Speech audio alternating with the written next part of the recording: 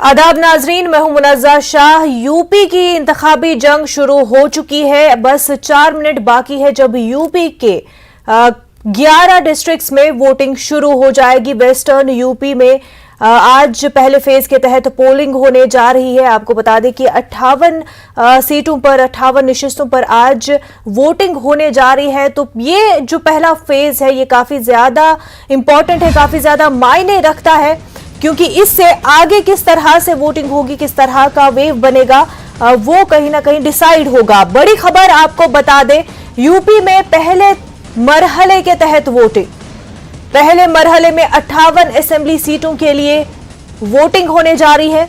आपको बता दें, शामली, मुजफ्फरनगर, बागपत, मेरठ, हापुड़, गाजियाबाद, बुलंदशहर, मथुरा, आगरा, गौतम बुद्ध नगर और अलीगढ़ में वोटिंग होने जा रही है। 11 अजला के 58 असेंबली सीटों के लिए वोटिंग होने जा रही है। अब से कुछ ही देर में शुरू होने जा रही है। 7 बजे से 6 बजे तक वोटिंग होगी। रियासत में 403 असेंबली सीटों पर 7 मराहिल में वोटिंग होनी है। आज पहले मरहले के तहत वेस्टर्न यूपी में वोटिंग होने जा रही है।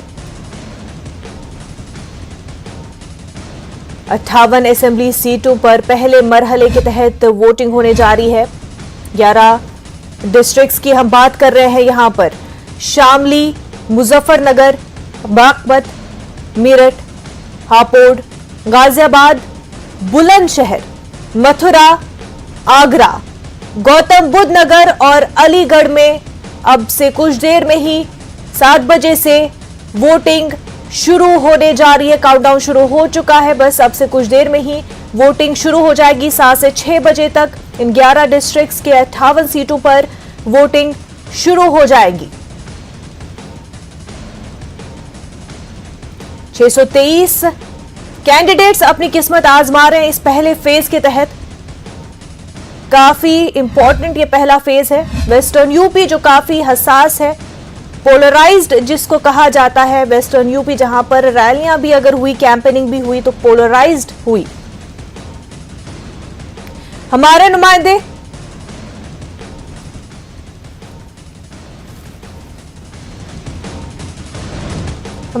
खुरम हमारे साथ जुड़ चुके हैं। लोनी से हमारे साथ खुरम जुड़ चुके हैं। खुरम, ये बता दें कि बस 1 मिनट अब बचा है जब पोलिंग शुरू होनी है, तो किस तरह के इंतजामात लोनी में?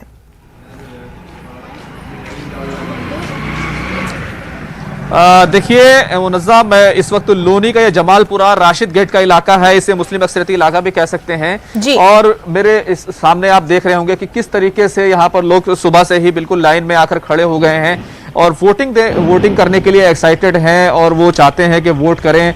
लाइन लग चुकी है, दायरे बनाए गए हैं ताकि कोविड प्रोटोकॉल को एक तरीके से फॉलो किया जा सके। ये लोनी विधानसभा है, गाजियाबाद की 5 सीटों में से एक है और ये मुस्लिम अक्सरियती सीट कही जाती है। तकरीबन 1,68,000 के करीब यहाँ पर मुस्लिम वोट है, गुजर वोट 80,000 हैं, दलित वोट 60 से 70,000 है। तो ये तमाम चीज़ें हैं इस लोनी विधानसभा में। लेकिन इस वक्त लोनी विधानसभा में जो आज का दिन है वो उम्मीदवारों की किस्मत का फैसला करने का दिन है। आप देखेंगे कि ये तमाम जो वोटर्स हैं वो कहीं ना कहीं अपने जो हक रायदही का इस्तेमाल करना चाहते हैं। तमाम तरह की तैयारियां कर ली गई हैं, दायरे बनाए गए हैं। आप देखेंगे कि अंदर की तस्वीरें भी आप देख सकते हैं, क्योंकि अभी बस सिर्फ कुछ ही देर में, कुछ ही 1 आध मिनट के अंदर यहाँ से लोगों को अंदर भेजा जाने लगेगा। तमाम तरह की तैयारियां जो हैं वो आखिरी मरहले में हैं और इस तरीके से तमाम तैयारियां जो है मुकम्मल की जा रही हैं। सिक्योरिटी के पुख्ता इंतजामात हैं, कोविड प्रोटोकॉल, हर एक को मास्क लगाकर यहाँ पर आना जरूरी है, सोशल डिस्टेंसिंग का एक तरीके से उसका पालन करना जरूरी है। तो तमाम तैयारियां हैं वो यहाँ पर की जा चुकी हैं। बस थोड़ा ही इंतजार है। वोटर भी यहाँ पर आ चुके हैं। बहरहाल आज जो है वो 58 सीटों पर उत्तर प्रदेश की वोटिंग होनी है और अहम बात यह है कि लोनी जी खुरम, ये बता दें कि लोनी में कौन कौन से चेहरे एक दूसरे से मुकाबला कर रहे हैं? कौन ऐसे जो इम्पोर्टेंट चेहरे हैं जो लोनी सीट से मुकाबला कर रहे हैं?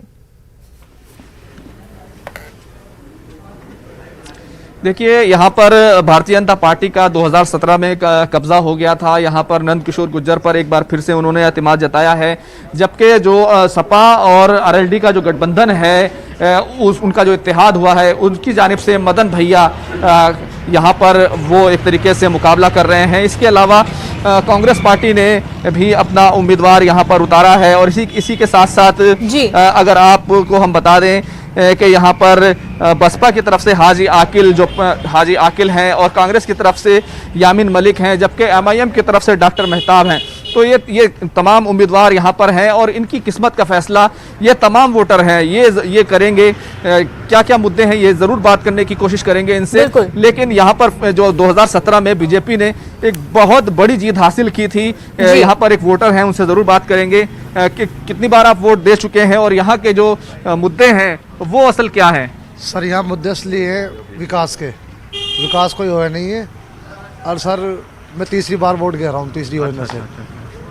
सर, सारा काम सिर्फ मुद्दे का है, विकास हो नहीं रहा। देखिए, वोटिंग शुरू हो चुकी है, सभी लोगों को अंदर भेजा जा रहा है कि वो अंदर जाकर के अपने वोटिंग राइट का इस्तेमाल करें।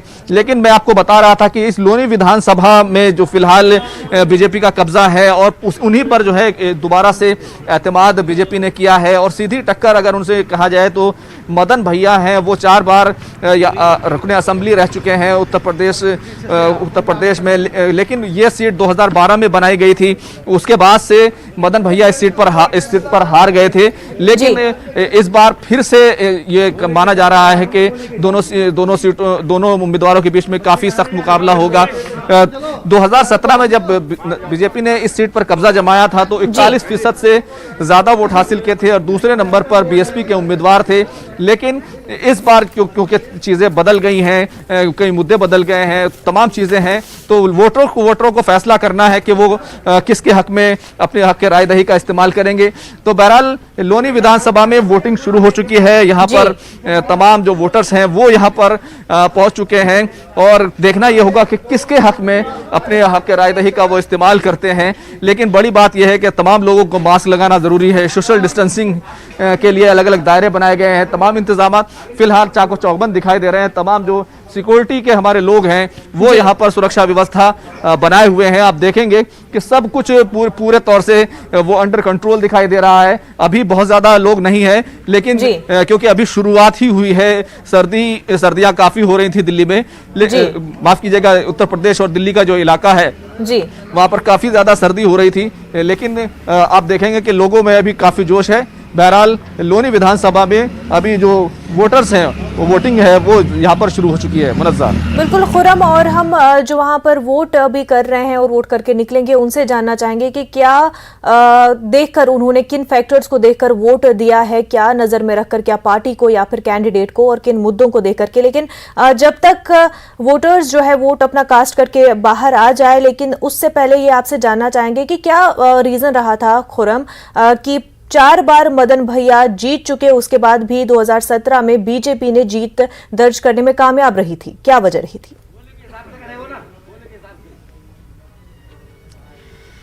देखिए, दरअसल मदन भैया जो हैं वो इससे 2012 में लोनी विधानसभा सीट बनाई गई थी। उससे पहले मदन भैया यहाँ पर खेकड़ा विधानसभा हुआ करती थी, वहाँ से वो 4 बार ज़रूर जीते थे।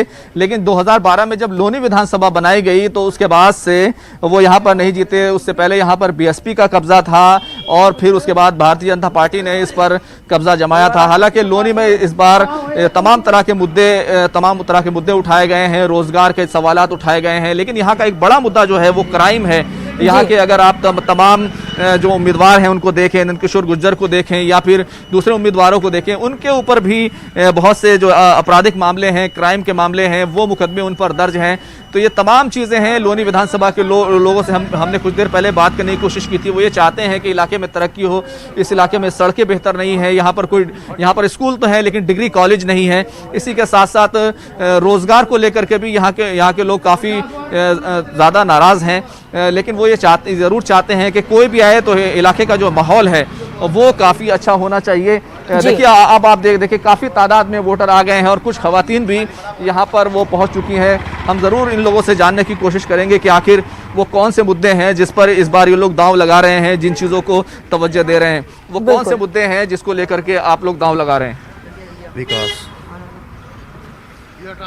किस तरह का विकास, क्या क्या कमियां है रही हैं, क्या किस तरह का काम होना चाहिए? जिस स्तर पर काम होना चाहिए विकास का, शिक्षा का, और ख़ास तौर से जो हमारे गरीब तबके के लोग हैं उनके लिए ख़ास तौर से उन पर फोकस किया जाए। अच्छा, क्या यहाँ पर सड़कें बेहतर हैं? क्या यहाँ पर स्कूल कॉलेजेस हैं? क्या यहाँ पर अस्पताल हैं? किस तरह का विकास आप लोग चाहते हैं? कहाँ कमी रह गई या क्या काम हुआ? हमारे यहाँ पर एक सामुदायिक केंद्र है लेकिन उसकी हालत खस्ता है। हम चाहते हैं कि वो डेवलप हो, अच्छा, बेहतर सुविधा उसमें आज के ज़माने की हो, और कुछ सड़कों का विकास भी यहाँ पर होना चाहिए। ख़ास तौर से जो मेन एक्सट्रीम सड़कें हैं वो तो बेहतर है, लेकिन अंदर गली में, मोहल्ले में, देहात में सड़कों की हालत बहुत ख़राब है। बिल्कुल। यहाँ का माहौल कैसा रहता है? माहौल को लेकर, क्राइम को लेकर के यहाँ कहीं ना बात की जाती है। क्राइम को लेके माहौल सही नहीं रहता है वैसे। क्या होता है यहाँ पर? वैसे भी लूटपाट, वैसे भी बहुत चीज़ है। हाँ। यहाँ माहौल सही नहीं रहता है वैसे। अच्छा। तो बिल्कुल माहौल इतना बेहतर नहीं रहता। तमाम लोग हैं यहाँ पर, माहौल कैसा रहता है? क्या मुद्दा है यहाँ का? यहाँ तो सर सफाई कर्मचारी हैं। नहीं, मैं ये जानना चाहता हूँ, क्या आप सफाई कर्मचारी हैं? हाँ, बताइए। यहाँ की सफाई कर्मचारी है कि हम सफाई करते हैं, ठीक है यहाँ का माहौल, और तो सब सही है, बस इतना कहना चाहते हैं। क्या विकास, रोजगार, यहाँ कोई मुद्दा है? यहाँ कितना काम हुआ है? इसके तो यही है सर कि यहाँ की तनख्वाह तो बढ़ी नहीं है, बस ऐसे ही चल रहा है। अच्छा, हाँ जी। बिल्कुल। एक वोटर यहाँ पर आ गए हैं, इनसे ज़रूर बात करेंगे। यहाँ के मसले क्या है? यहाँ पे लोग किन चीज़ों को कंसीडर कर रहे हैं, क्या चाहते हैं? बेसिकली जो यहाँ का मुद्दा है वो विकास के ऊपर ही है। यहाँ लोनी का विकास नहीं हुआ तब से। खासकर जो समस्या है स्वास्थ्य की सबसे ज़्यादा है। अगर कोई प्रॉब्लम होती है तो सब दिल्ली को भागते हैं। अच्छा। यहाँ का स्वास्थ्य जो समस्या है स्वास्थ्य की, खस्ता हाल है बहुत ज़्यादा। अब अभी ले लो, अभी पीछे बारिश हुई थी, सबसे पहले डिस्पेंसरी के आगे पानी भरता है, इतना बुरा हाल हो जाता है बहुत ज़्यादा। तो आप लोग बात नहीं करते, अब आवाज़ नहीं उठाते? यहाँ पर नेताओं से कहते हैं, जो लीडर्स हैं उनसे कहा जाता है। समस्या तो सब सुन लेता है लेकिन उसका निवारण भी तो होना चाहिए ना। उसका निवारण तो नहीं होता समस्या का, तो कहाँ हो जाएगा। अच्छा, एक मसला यहाँ स्वास्थ्य को लेकर के है, लेकिन क्या और कितना काम हो पाया यहाँ पर? कुछ काम हुआ, कुछ बदले हालात 5 साल में? क्योंकि अब जनता हिसाब लेगी। एक काम तो हुआ है, काम हुआ है, लेकिन उस तरह से नहीं हुआ जिससे होना चाहिए। अच्छा, क्या काम हुए जैसे बताइए? जैसे सड़कें हैं, अभी कुछ ठीक हुई है, ये ज़्यादा टूटा रहता था, ये भी ठीक हो गया, और काम होता है लेकिन उस तरह से नहीं होता। अच्छा। जनता संतुष्ट नहीं है। अच्छा, जनता संतुष्ट नहीं है। काम हुआ है लेकिन बहुत ज़्यादा नहीं हुआ। क्या मुद्दा होगा यहाँ का? क्या किन चीज़ों का? यहाँ पे शिक्षा का बुरा हाल है, हॉस्पिटल नहीं है तो उसमें इतना पानी चाहिए, 2-2, 3-3 फुट। अगर किसी को बच्चा होना है तो दिल्ली लेकर जाओ, और या फिर वहाँ पानी के अंदर बढ़ो। अच्छा, डॉक्टर ही नहीं है वहाँ, क्योंकि डॉक्टर को 3 फुट पानी के अंदर कैसे बढ़ कर जाएगा। अच्छा, क्या कहना चाह रहे थे आप? सर, मैं सरकार से निवेदन करना चाहूँगा, ये जो इस शिक्षा है यहाँ पर बच्चों की बुरी तरह से प्रभावित है शिक्षा। नहीं, सरकार तो अब बनेगी, आप लोग सरकार बनने के लिए वोट कर रहे हैं। आप लोग जैसी सरकार चुनेंगे वैसा काम होगा। मैं ये निवेदन करना चाहता हूँ गवर्नमेंट से कि यहाँ के जो प्राइमरी स्कूल है उनकी शिक्षा बेहतर की जाए। टीचरों की कमी है, टीचर अच्छा आया जाए, बेसिकली उनकी शिक्षा अच्छी होगी तो अपने आप ही देश का विकास होता चला जाएगा। सबसे ऊपर शिक्षा पे डिपेंड करता है। अच्छा, अगर शिक्षा इस इलाके में एक मुद्दा है। अब तो भाई अखिलेश आजा। नहीं, वो पार्टी का नाम नहीं लेना, हमें ये बताइए कि इस इलाके में क्या मुद्दा है, किस चीज़ को आप सोच रहे हैं कि हाँ ये काम ठीक होना चाहिए, जिसके बुनियाद पर हम आप लोग अपना वोट करेंगे, वो मसले हल हों? क्या चाहते हैं? ना पब्लिक को क्या चाहिए? लाइट चाहिए, और तुम्हारे रास्ते चाहिए, और तुम्हारी सुविधा और जो है वो चाहिए बस। तो कुछ हुआ है, काम चल रहा है, अच्छा काम आगे करवाना चाहते हैं? हाँ, कुछ हुआ है, कुछ आगे करवाना चाहते हैं। क्या काम करवाना चाहते हैं आगे तुम्हारे जो कॉलोनी है, छोटी मोटी कच्ची कॉलोनी है, इनमें रास्ते नहीं है, ये रास्ते भी होने चाहिए, आने जाने का रास्ता होना चाहिए। कुछ कॉलोनियों में बिजली के खम्भे नहीं है, वो खम्भे भी लगने चाहिए।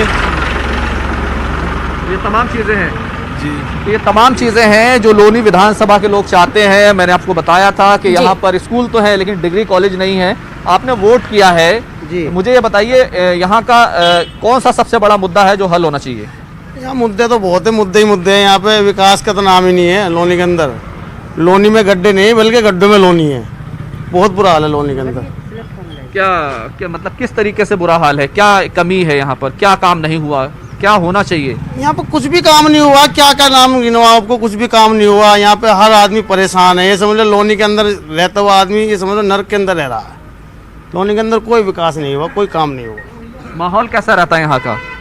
माहौल भाईचारे का रहता है, लेकिन कुछ लोग सांप्रदायिक लोग होते हैं जो आपसी भाईचारा बिगाड़ना चाहते हैं। लेकिन कहा जाता है लोनी में जो है बाहुबली नेता है, यहाँ पर काफी ज्यादा क्राइम होता है, ये क्यों बात है? ना ना ना, ऐसा कुछ नहीं है।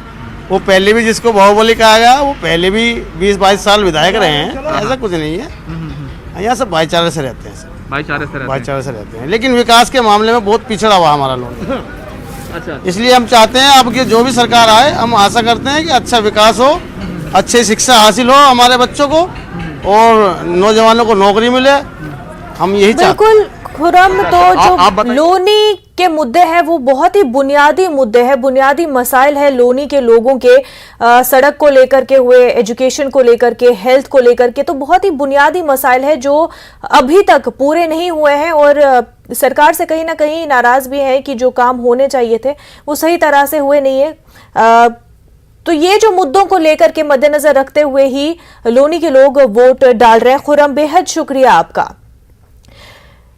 कामरान इस वक्त हमारे साथ अलीगढ़ से जुड़ चुके हैं, अलीगढ़ शहर से हमारे साथ जुड़ चुके हैं जहां पर वोटिंग शुरू हो चुकी है। कामरान, कैसे इंतजामात और क्या लोग जो है वोट कास्ट करने के लिए पहुंच रहे हैं? जी मुनाज़ा, मैं आपको बता दूं इस वक्त अलीगढ़ में सुबह 7:10 का वक्त है और यहाँ पर जिस तरह से हम इस वक्त शहर विधानसभा के अंदर मौजूद हैं एक पोलिंग बूथ पर, तो हमने देखा कि सुबह से ही लोगों का आना शुरू हो गया है और कतारें लगनी शुरू हो गई हैं।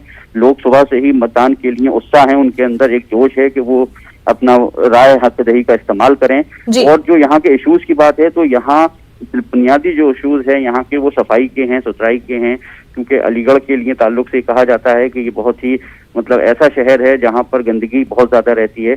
तो ऐसे में जो भी लोग ये सरकार चुनने के लिए आए हैं वो बेरोजगारी एक अहम मुद्दा है। उसके अलावा इनके पास एक इशू है जो अभी हमने देखा लॉकडाउन के अंदर लोगों के अंदर महंगाई एक बहुत बड़ा एक इशू है।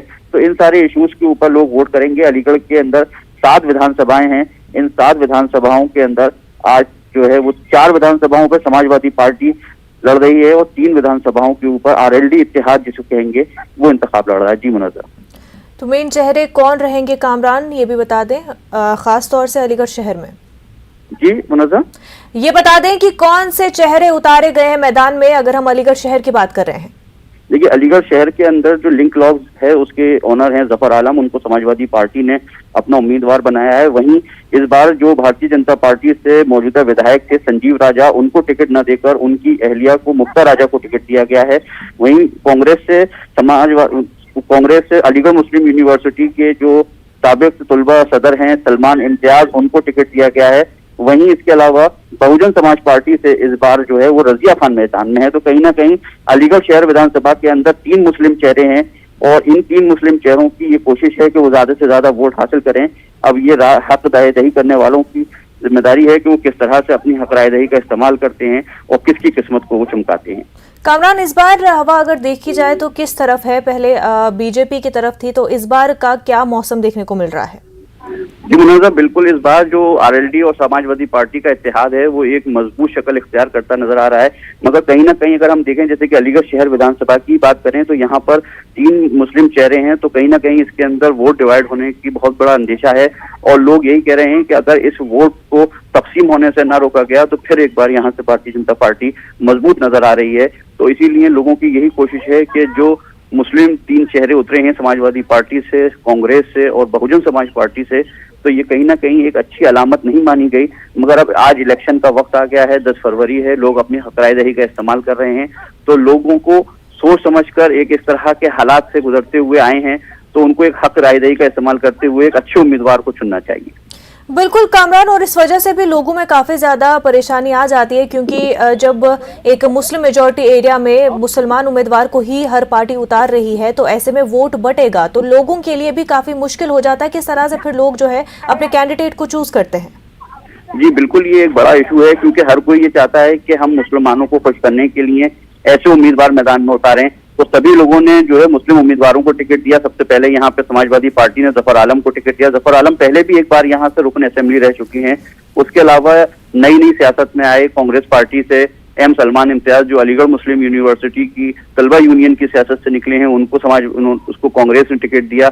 वहीं रजिया खान जो हैं वो एक ऐसी उम्मीदवार हैं जो पिछले 10-12 साल से अलीगढ़ के अंदर समाजी खिदमत करती रही हैं बहुजन समाज पार्टी के झंडे के तले, तो उनको टिकट दिया है। तो ये तीनों चेहरे ऐसे हैं जो अपने आप में लोगों की मतलब हिमायत हासिल कर सकते हैं। ऐसे में समाजवादी पार्टी आरएलडी का जो ये इत्तेहाद है वो अलीगढ़ शहर के अंदर उतना मजबूत नहीं नजर आ रहा जितना हमें इससे पहले देखने को मिला है। जी बिल्कुल कामरान, बेहद शुक्रिया आपका। अब रुक करते हैं गाजियाबाद का, जहां से रोहित हमारे साथ जुड़ चुके हैं। रोहित, गाजियाबाद में किस तरह का मौसम देखने को मिल रहा है? चुनावी मौसम है तो किस जानिब जो है गाजियाबाद की हवाएं रुख कर रही हैं?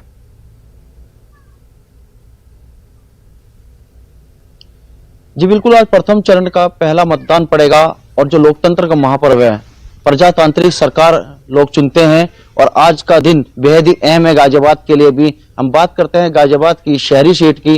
गाजियाबाद की शहरी सीट पर इस बार गाजियाबाद के मौजूदा विधायक अतुल गर्ग हैं, जो प्रदेश में राज्य मंत्री भी हैं, स्वास्थ्य राज्य मंत्री के पद पर हैं। एक बार फिर से भाजपा ने उन्हें रिपीट किया है। इससे पहले 2002 में यह सीट कांग्रेस के खाते में थी, 2007 में फिर भाजपा के पास गई और 2012 में यही सीट बसपा के पास गई और 2017 में यह सीट भाजपा के पास चली गई। तो इस बार फिर चुनौती है और चुनावी मैदान में है।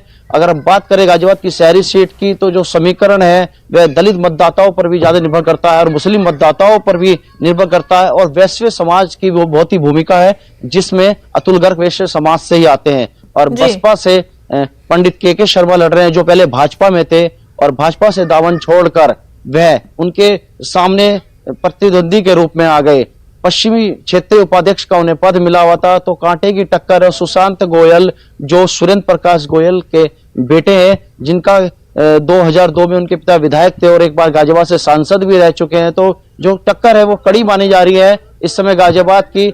और गाजियाबाद के अगर मतदाताओं की बात करें तो 29 लाख वोटर इस बार चुनावी मैदान में हैं और अगर इसमें गाजियाबाद प्रशासन ने पूरी तैयारी की गई, 80 कंपनियां गाजियाबाद में लगाई गई है, सही तरीके से सफल मतदान हो और 3383 पोलिंग बूथ बनाए गए हैं और 795 मतदान केंद्र हैं और 25 से 26 हजार जवान इस चुनाव में लगाए गए हैं। जो चुनावी सफर है भाजपा का, वह कहीं ना कहीं इस बार फिर मैदान में जो उनके मौजूदा विधायक है, और भाजपा ने जो 5 सीटों पर अपने विधायक रिपीट किए हैं, जो मंत्री अतुल गर्ग लगातार डोर टू डोर जनसंपर्क करते गए और जो अपनी टक्कर है इस समय वो यही कहते हैं कि हमारी जो सीट है वे क्लियर हो जाएगी, लेकिन ये कहीं नहीं जा सकती है क्योंकि दलित और मुस्लिम मतदाता इस सीट पर निर्णायक साबित हो सकता है। और कुछ शहरी सीट की बात की जाए तो वैश्य मतदाता की भी भूमिका रहेगी और सुबह का समय है, इस समय कोहरा भी है और जो मतदान केंद्र पर लोग पहुंच भी चुके हैं वोट डालने के लिए। देखिए जो चहलगर्मी है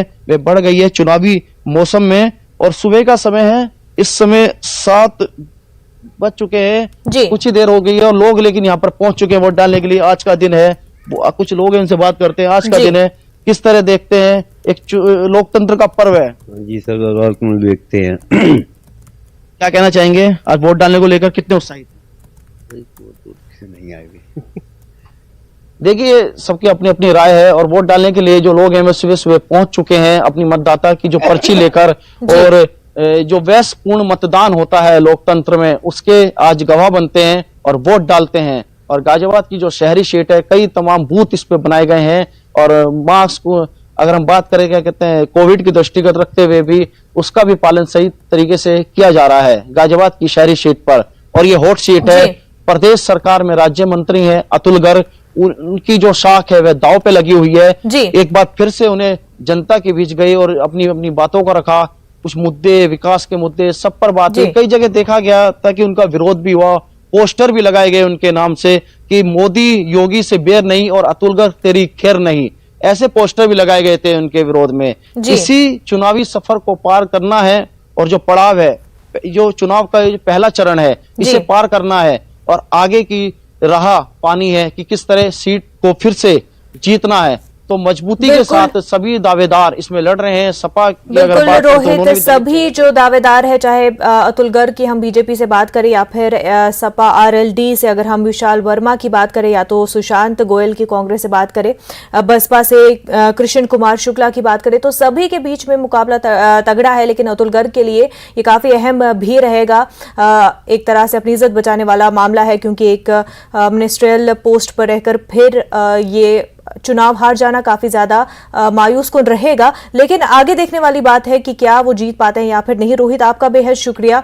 तो लगातार हमारी नजर बनी हुई है, वोटिंग शुरू हो चुकी है अब से कुछ देर पहले ही। पहले फेज के तहत वेस्टर्न यूपी में इंतखाबी जंग शुरू हो चुकी है। एक छोटा सा ब्रेक लेंगे, जल्द होंगे हाजिर।